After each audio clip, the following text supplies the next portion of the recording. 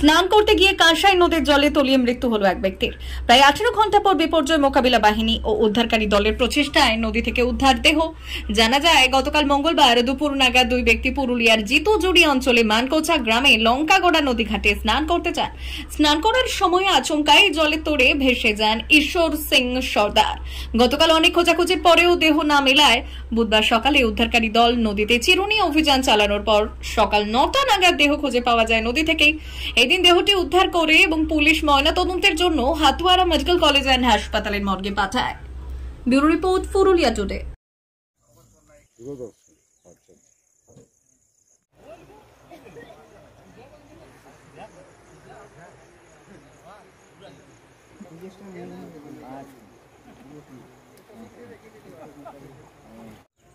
কালকে চান করতে এসেছিল।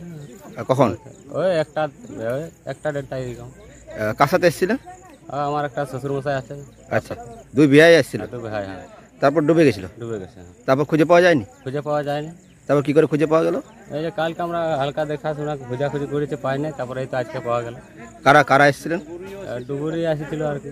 ডুবুরি এসেছিল কি বলে তত জানা নাই। তারা একটু তাদের সাথে আমরা যোগদান নিই আর। কোন নদী এটা? এটা কংসাবতী নদী। কংসাবতী নদী। আপনার নাম? আমার নাম সুকেন সিং সর্দার। আপনার বাবা হয়? আমার বাবা হয় ঈশ্বর সিং সর্দার।